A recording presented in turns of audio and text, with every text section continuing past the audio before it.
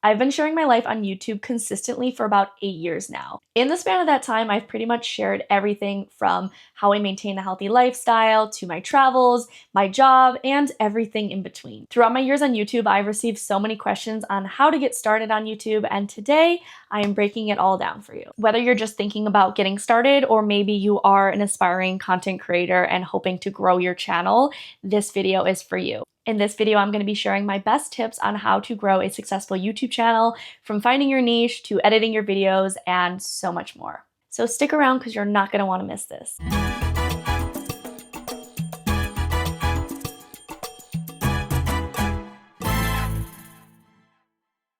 Hello everyone and welcome back to my channel. If this is your first time here, welcome. I'm so happy to have you.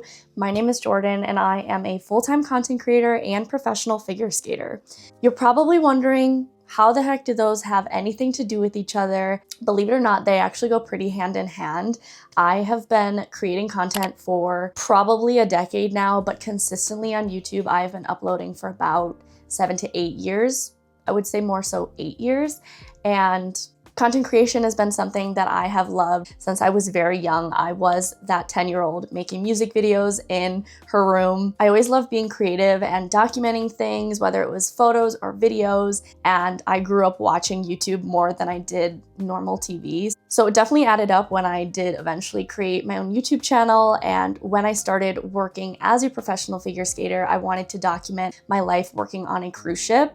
Little did I know that would grow my YouTube channel to over 100,000 subscribers over the years, and I could not be more grateful. I have been a professional figure skater for 6 years, and like I said, I've been documenting everything along the way, all of my travels around the globe, my day-to-day life, whether I'm on land, I'm traveling on vacation, or I'm working on the ship, and sort of everything in between. So it's been an incredible journey so far, and I'm so excited to continue with this career.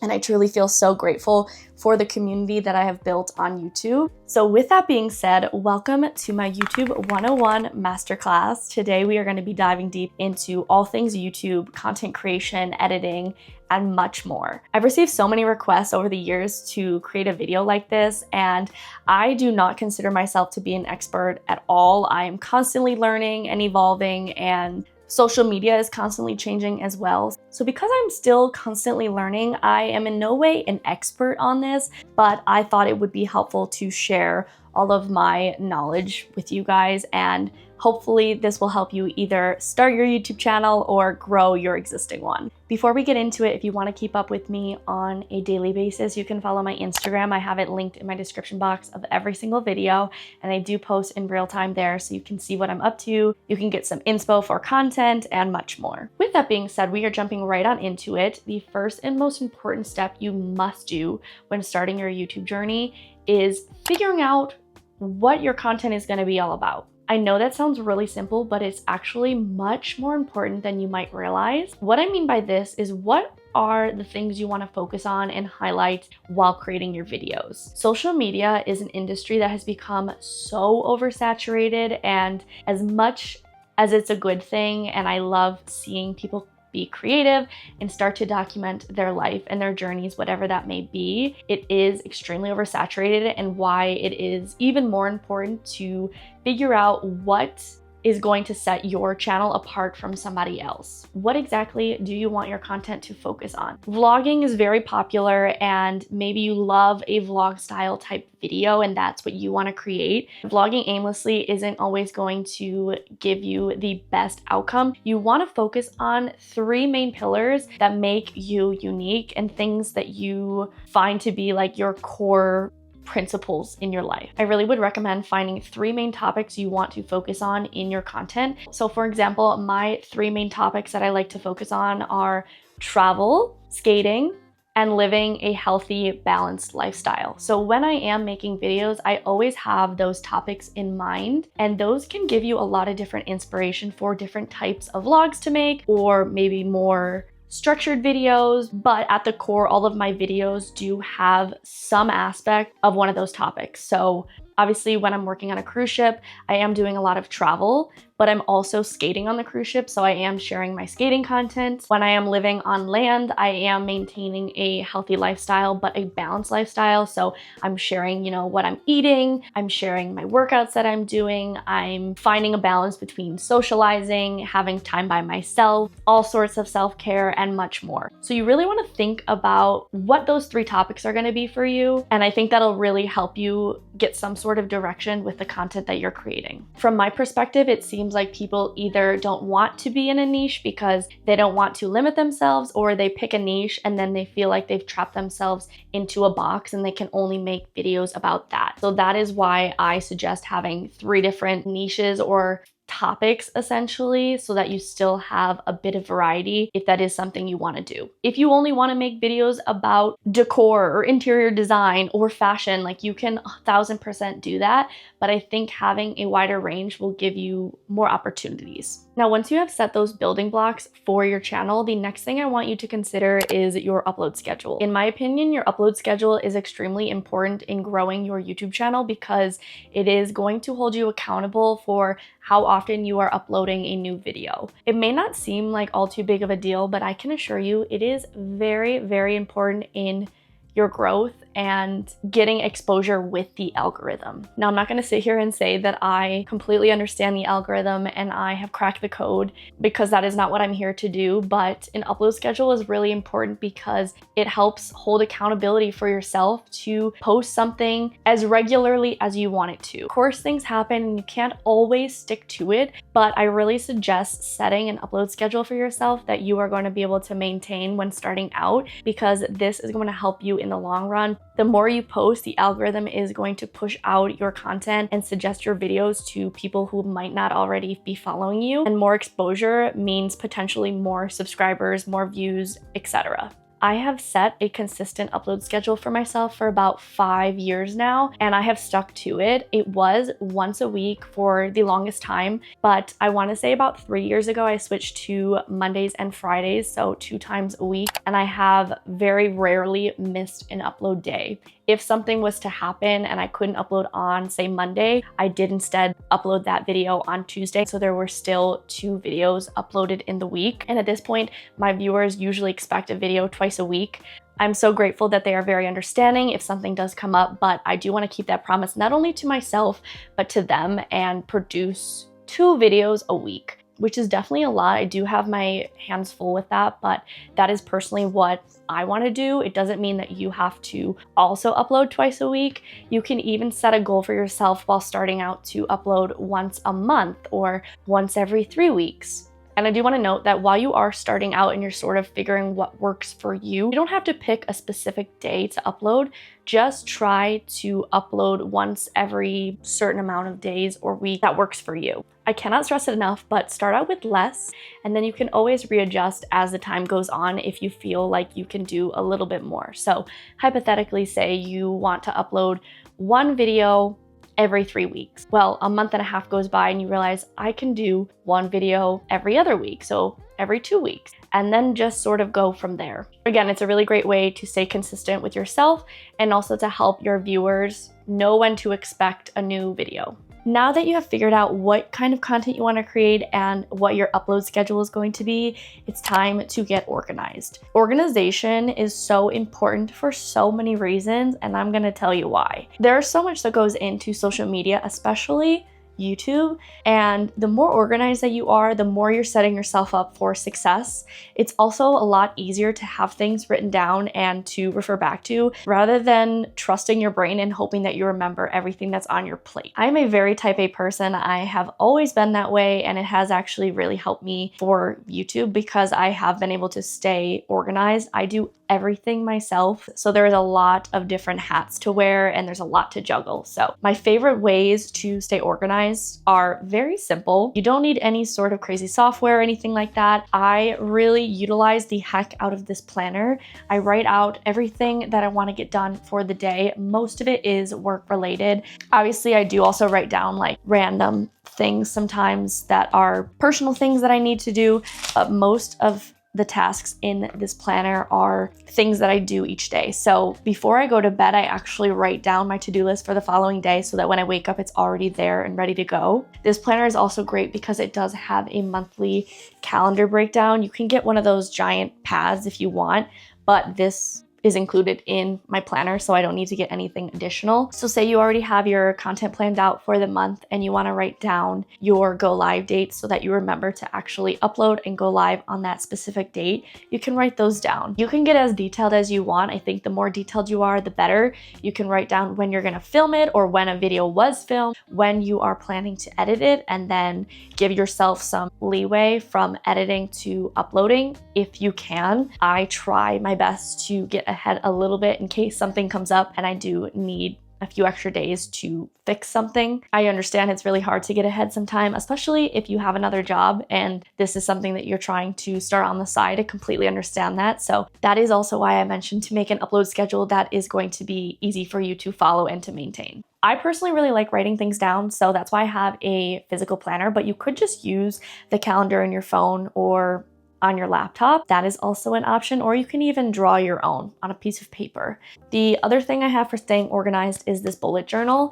This has a lot in it. I am almost done with the notebook. So I have like a list of video ideas, TikToks, even if you're also doing short form content. I do also write down my brand deals in here. If I do plan out a video like this one, I will break it down and make sure that I have all the bullet points and all the topics that I want to hit. So I find that to be very helpful. Again, this is like a $5 notebook from Flying Tiger. Anything can really work for you. So that is personally how I stay very organized. This does also go for your files on your computer. So I do sort all of my footage and I do keep specific footage for B-roll if I want to use it again. But I also have different folders for, you know, copyright-free music and finished videos, overlays, sound effects. Having it organized neatly into different folders is super helpful and it saves you a lot of time as well. Once you have done all of that planning, now you can actually pick up the camera and start creating content. I want to talk about equipment. Equipment is very important in the outcome and the quality of your videos, but you do not need a very expensive camera to get started. You can start using your phone if you have an iPhone or a Samsung, even a Google phone. Like, they all have really good cameras on them. So if you don't want to yet buy a camera, invest that money, you can just start off with what you already have and that will work perfectly fine. I do have a lot of equipment because I have been doing this for many years and it is a full-time job for me now. So I really have invested that money into high quality cameras, accessories, tripods, and much more. So the main camera that I do film with is the DJI Osmo Pocket 3. I did just recently get this camera about 2 weeks ago, so it is very new for me. I did finally upgrade to this after doing a ton of research, but before that I was using the Sony ZV-1 Mark II, which is also a phenomenal camera. I also use my iPhone a lot for videos. If I'm out and about and I just need to get a quick shot, I have usually my phone in my pocket. So I'll just pick it up, take either like a wide lens shot or maybe a close-up shot, depending on the circumstance. So I do use my phone for some video clips here and there. I do also have the Insta360 X4, which I love. I have had that for about 4 or 5 months now. I absolutely love that camera for traveling. It's an awesome alternative to a drone if you want to get those nice overhead shots of you in a specific landscape, but you don't have a drone to fly, or there might be like a flying restriction there. If you do have a drone, this is a really great alternative. It's also awesome for action shots. Like, I've used it on the ice and I can show myself skating with the ice in the background while I move. It did come with an invisible selfie stick, so whenever I do film with the selfie stick, it does remove itself from the video. I don't know how the technology works, but it does, and it's awesome. That is a waterproof camera, and I do have a GoPro, but I think I will be selling my GoPro now that I have the Insta360, and it is a waterproof camera. I do also have a drone. This was a gift a few years ago for Christmas and I really love it. It has elevated my content significantly, but it is something that is definitely an investment and I don't use it for every single video. So it's definitely not a necessity to have, but it is really awesome to have while I am traveling. As for microphones, with my DJI Osmo Pocket 3, I did just get this mic too. The quality of this mic is out of this world. I've been wanting to upgrade my mic for a long time, so having this come in the creator combo with the camera was awesome and I've been loving to use it. Audio is just as important as the video quality. So again, not a necessity when you are starting out, but as the years go on, if you are looking to upgrade a little bit, I definitely think investing in a little mini mic would be a great decision. And you can also get some pretty good mini mics on Amazon for like 30, 40 bucks. That's what I've been using for a really long time, but this did come with my camera, so I've been using this. Just gonna clip that back on.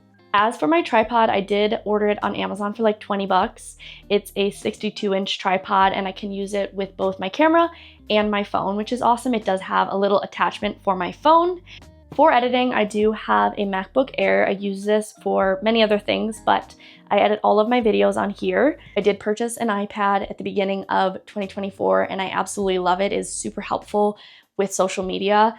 I make all of my thumbnails on here as well as various other tasks related to YouTube. It's awesome to do it on the iPad as opposed to my phone. Just a much bigger screen and easier to work with. And then for saving all of your finished videos as well as your footage, a hard drive is necessary. This is an SSD drive, so it's a bit safer than a normal hard drive. I absolutely love this. I have two of these. They are 2 terabytes each, so they have a ton of storage on them, very portable, very lightweight and tiny. This is where I export all of my videos to. This is extremely important to have when getting into YouTube because you want to have all of those files safely stored somewhere, and they do take up a lot of space, so you don't want them just sitting on your computer. So everything is on here. Now that we have talked about all of that and you have filmed your content, it is time to get down to editing. Post-production is just as important as pre-production and the actual filming of your content. Editing is one of those things that I find most people struggle with when they're first starting out. And I can tell you right now, my editing skills were not this level when I first started my channel and I first started making videos. Obviously, as time goes on, I improve, but I really love editing and it's such a great creative outlet. Of course, you can be very creative when you are filming with different angles, perspectives, and things like that, but there's just so much you can do in post-production to really make your content stand out. From music to transitions to color grading, scaling, and just so much more. There really is a lot you can do with it, and I think that's why it can be a bit overwhelming and daunting when you are just first starting out because you don't know where to begin. So I'm going to show you my process of how I edit. I think I want to do this as an entirely separate video and go way more in depth, but I want to give you the basics and the rundown of how I go about making my videos and show you a little behind the scenes. So for my editing software, I do use Final Cut Pro, but I actually start the project out in iMovie, believe it or not. This might seem a little bit bizarre to people, but I was using iMovie for so many years, so just the rough cutting in iMovie is so much quicker for me than it is in Final Cut Pro. Again, this isn't something that you have to do, but just because I was using iMovie for so many years, I can really fly through the rough cutting there, and it's super easy to transfer your file from iMovie to Final Cut because they are compatible, so you don't lose any of your project. It just transfers over, and that's where I do a lot more of the other editing. The first thing I want to do when starting the editing process is I need to find my footage and import it into the project. I'm just going to Command Shift and select a lot of different clips, and I'm going to drag those into the project. Those will take a little bit to import, and because my videos are usually so long and I have so much content, I do this in sections, so I don't import all of the footage at once. I do it in increments, but I still grab enough that I can get like a good chunk of the video rough cut and then continue on from there. While this footage is importing, we can talk about audio. So for all of my videos, because I do monetize them, I have to use copyright-free music. There's a bunch of different websites out there where you can find different music. I actually use a lot of audio from the YouTube library. There are some good songs on there depending on my vibe. I definitely utilize that. They're free to download and there are no copyrights on them, so you can monetize your videos. Of course, if you're starting out, you can't monetize straight away, but it's a good thing to start practicing from the beginning, because when you do reach that monetization threshold, those videos can then make you money as well and run ads on them. So you want all of your videos to have copyright-free music. I also use a website called Thematic. I've been using this for many years. It is free. They do have a pro version, which gives you unlimited downloads and you have access to many more songs on the website, but I have found the free version to do wonders for me. So that is where my music comes from in my videos, and I do like to use instrumental songs because it just fits the vibe better. Every once in a while, I'll find a song that I really like the lyrics, but most of the time I just stick to instrumental. And again, you don't have to do this. This is just what I prefer in my style of editing, but find music that fits the vibe that you're going for, and again, be creative with it. You don't have to copy what every other person is doing. Alrighty, now that the footage is imported, we can just get started. Now that I have my footage, I'm going to grab it and drag it into the timeline. So from here, I'm gonna just go through and rough cut the entire video. So I'm gonna go through all of the original footage, cut out any pauses, or if I, stutter or have to like repeat myself because the noise was bad, I will just cut out and delete any unwanted footage that I'm not gonna be using in the final video. It doesn't need to be super exact, but you want it to be pretty close to what you're looking for the final outcome. Rough cutting is definitely the most time consuming when it comes to the editing process.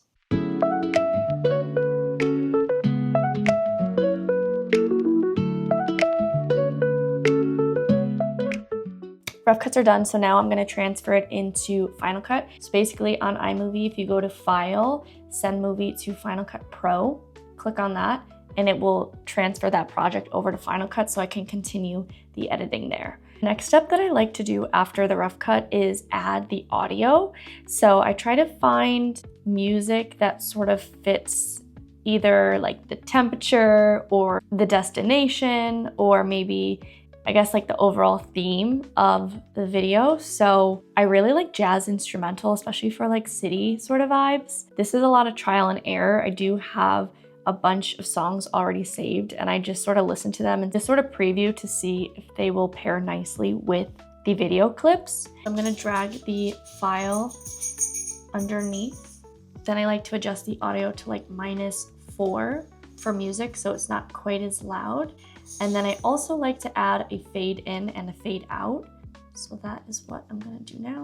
And then another thing I like to do with the music is cut each video clip to sync with the music so that it's just more cohesive and more visually appealing as well.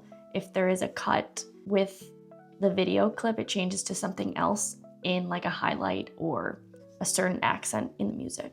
So I basically just repeat that for the entire video. I have moved back upstairs, but we are on to the next part of the editing process, which is going to be the stabilization.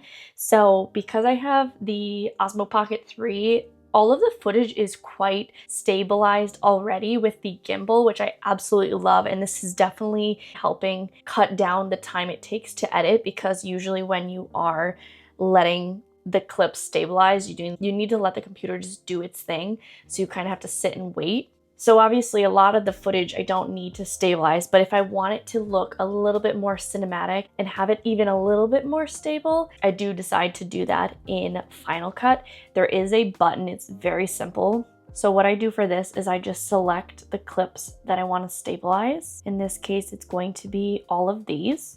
I'm going to scroll down and click stabilization and just check that box. And basically it does its thing. It analyzes the motion and then tries to stabilize it. These clips are already quite stable, so it definitely doesn't take as much time, and I don't even have to stabilize most of my clips these days. But this is just an extra step that I like to do just to make it even smoother. Now that we have stabilized all the footage we want, the next step I like to do is add the text. So I just go over to the text, and depending on what I'm feeling, I usually like to keep it pretty cohesive throughout all of my videos, but I did just recently discover a new font that I really like. So I will just go down to the basic title, drag it onto the timeline.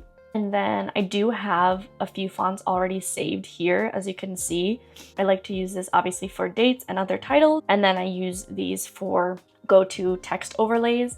But lately I've been loving this cutie text. So for this video, I'm gonna use Hofler text, and I'm gonna shorten it, increase the size a bit, and this title is going to have the date on it. So it was Saturday, March 29th.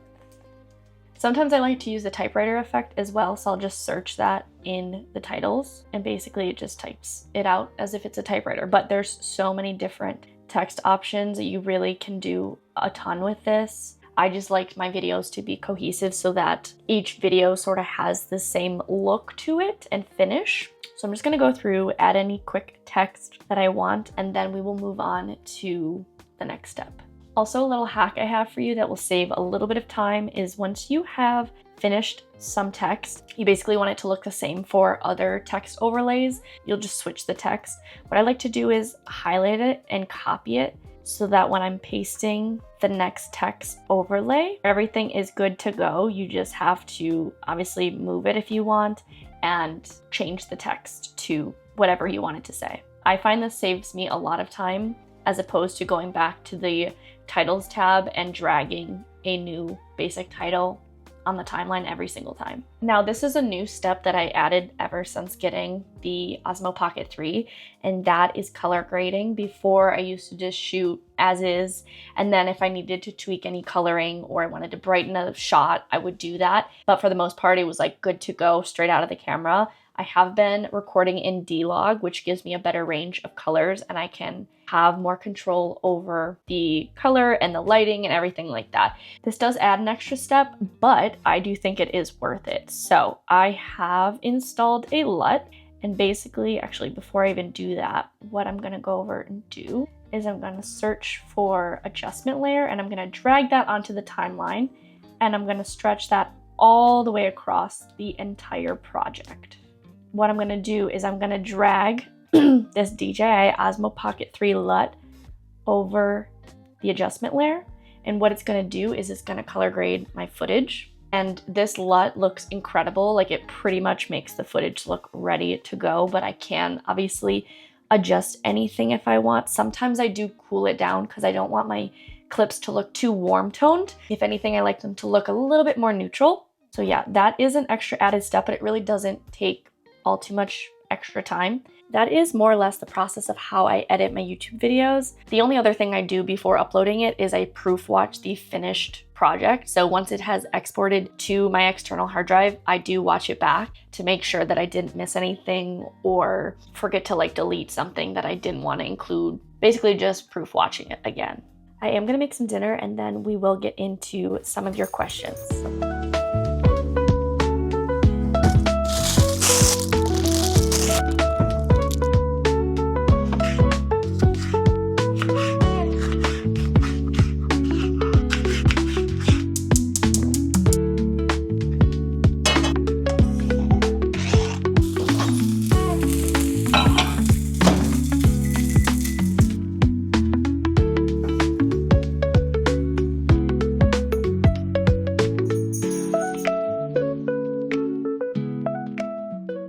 I just had the most delicious dinner, just made my classic Mexican bowl. We had some leftover breaded chicken, so I threw that in there and it was so tasty. But now that I finished dinner and cleaned up, I wanted to answer some questions because while I did throw a lot of information at you, I wanted to make sure that I covered everything that you were curious about. So I had you guys submit some questions and we're gonna take a look and answer some of them.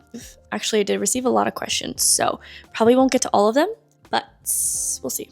First question, what made you think about becoming a content creator? Were you always interested in videography?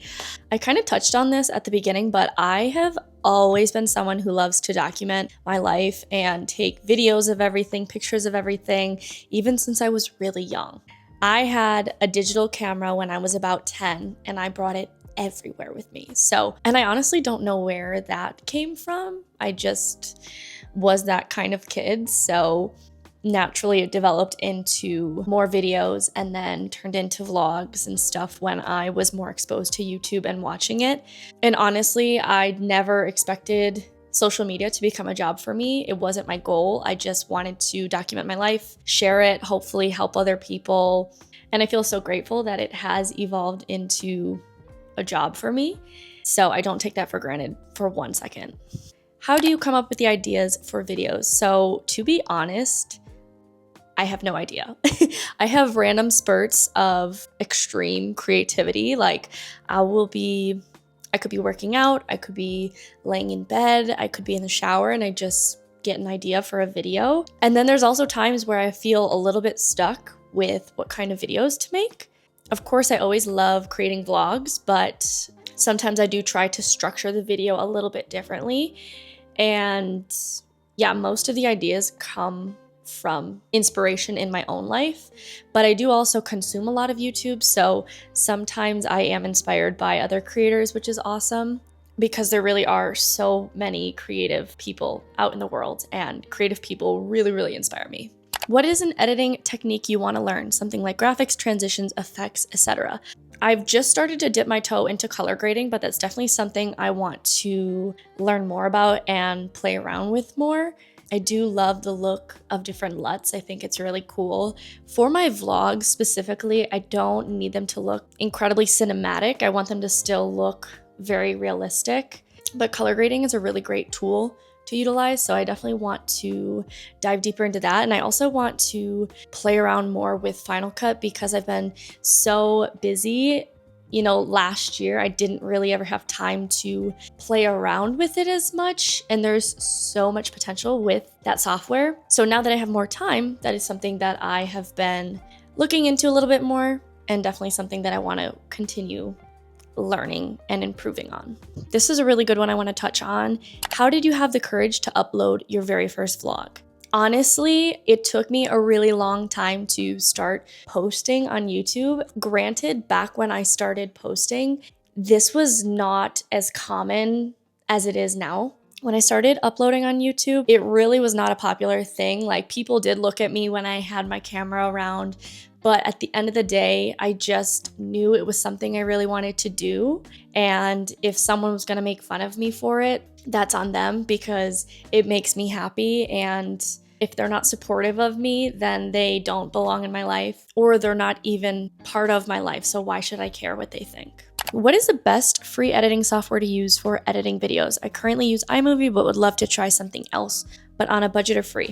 Really, I would say iMovie is your best bet if you have a Mac. While it is very limited, there are loopholes and ways that you can still make some really awesome videos. You can use other apps to create like green screen overlays and then add those into iMovie. I was doing that for years before I upgraded to Final Cut, so I definitely would suggest looking on YouTube for some ideas on how to best utilize your iMovie. Also, CapCut is great, and they do have a desktop version.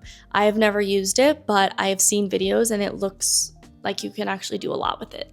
What is your process for backing up your footage/completed videos? Kind of touched on it before, but I do have SSD drives. I have 2 of them. So I store all of my finished videos on there, and then I also save not all of my raw footage, but some of it that I might want to reuse or just have as a memory. I also save that on those SSD drives. Okay, this question is an interesting one. It says, how many employees on cruise ships are typically also content creators?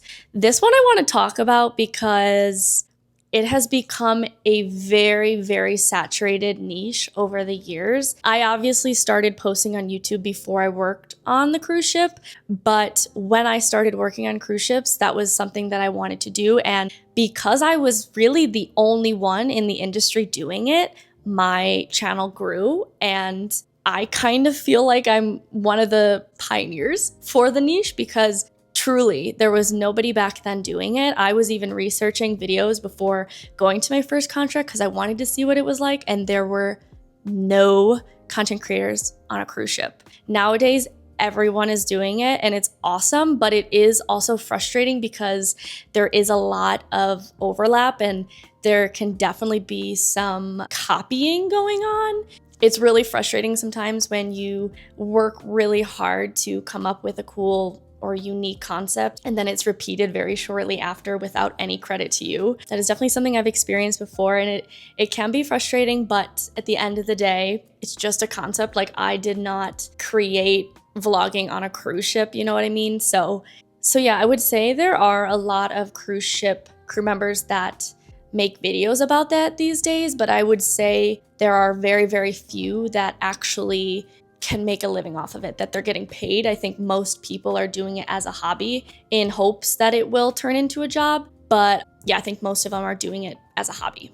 The last question I'm going to answer is, what type of vlogging brings me the most joy? And I love this question because I really just love documenting everything, but I would say that travel content really makes me feel the most creative and the most inspired and the most fulfilled, because obviously I love everything about it, but whenever I travel and I'm exploring a new place, there's just so much to see and to share and to learn about, and it's always so much fun to capture those memories, and then looking back at those memories again when you are editing the video is just super special.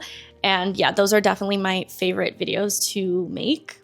I do really enjoy making skating content as well, but it's something that's a little bit tricky to do, and it's something I want to kind of improve on because there's so many creative things I could do with it, but it is hard to do both. It's hard to skate and make engaging content on the ice at the same time without another person filming me, and that's something that I don't want to put on another person, you know? Like, I would need an assistant for that because I can't just have a friend or my mom follow me around in the ice the whole session. But I do love sharing my skating, and it's kind of funny because years and years ago when I did start uploading on YouTube, I really didn't show very much skating. It wasn't until I got on the ship that I started doing it.